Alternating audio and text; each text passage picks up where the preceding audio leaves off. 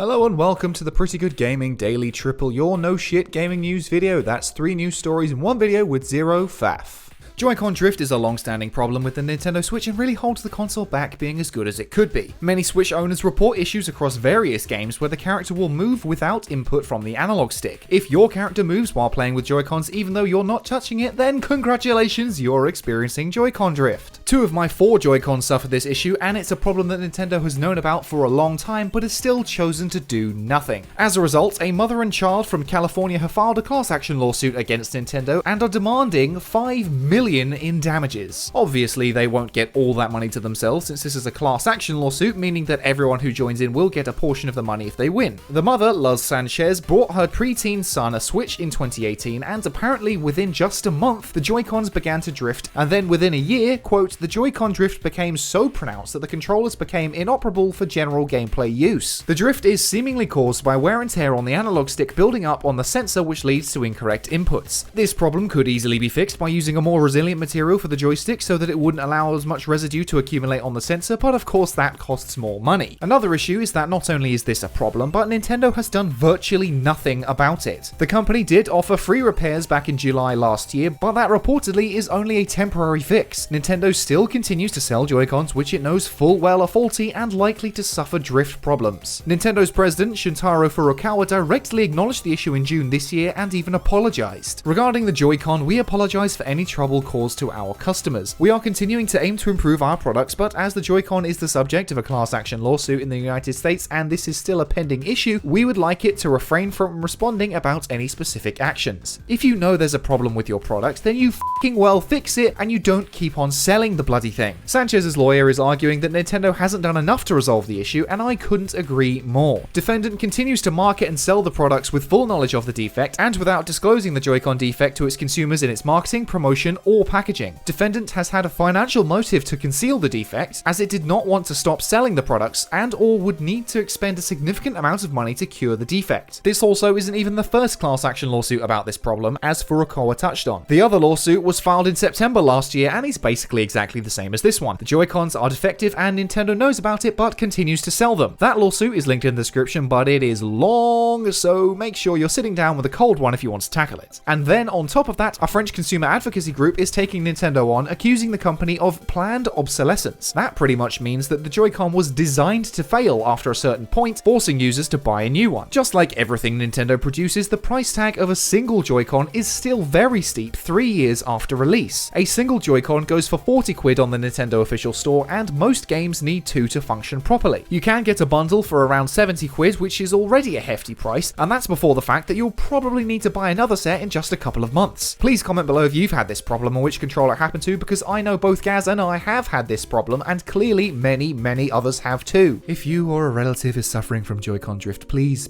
pick up the phone and dial 0800 Nintendo sort your f***ing shit out 6969. Thank you. And next up, most people love a good bit of Resident Evil, and even if you don't, by now there's been so many entries in the franchise that chances are there's probably at least one that you will like. But one thing that most Resident Evil fans really don't like is the live-action movie adaptations. Those movies range from cheesy dumb action fun to just plain awful, and they're certainly not scary. But despite more misses than hits, there is yet another Resident Evil movie coming to cinemas, and it will return to That Fateful Night in Raccoon City in 1998, and it's due out in 2021. This movie will once again be made by the production house Constantine Films, which did the previous adaptations. It will be written and directed by Johannes Roberts, who is best known for the shark thriller 47 Meters Down. Having seen the film, he seems to be a pretty competent horror director, and most of his work is within the genre, so this should be in his wheelhouse. Though it is worth noting that personally I really like all shark movies, but generally don't like horror movies because they're really boring to me, so I'm very biased and you best not take my word for it. While he may be experienced at directing horror films, the bigger question is how well he knows the games themselves,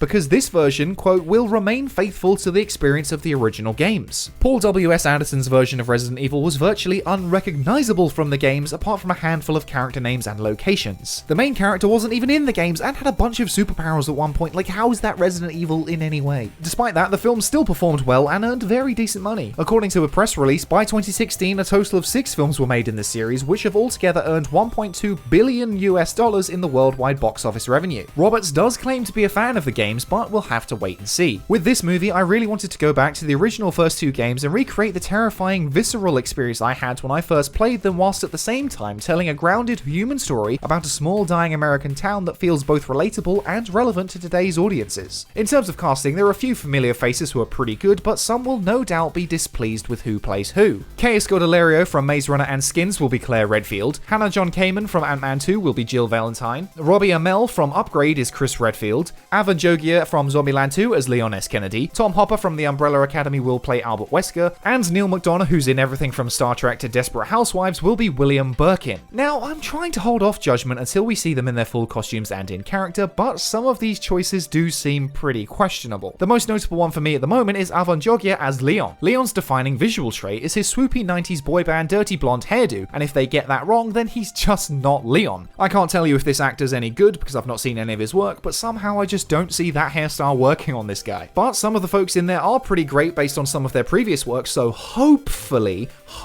this adaptation will actually be good. I mean, I still really enjoy that first Resident Evil movie with Mila Jovovich as a sci-fi action movie, but it certainly isn't a good film, is it? Netflix is also working on its own Resident Evil adaptations, one of which recently got a trailer. Resident Evil Infinite Darkness is a CG series starring Leon and Claire, and then there's another live-action effort in the form of a series all about Wesker's kids. I can't say that I have particularly high hopes for any of these adaptations, but it's hard to make a film worse than that last Resident Evil movie. Not only did it shit on the original franchise, it shat on its own lore.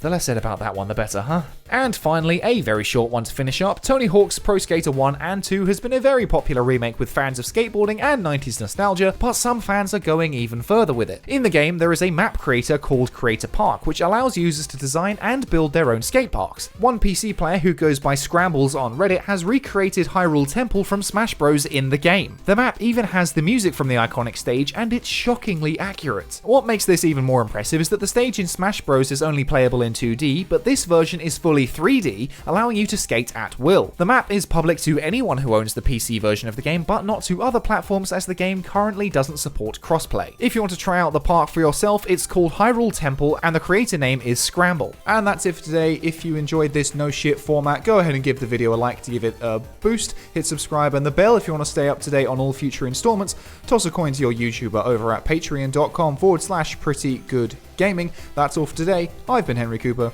Bye for now.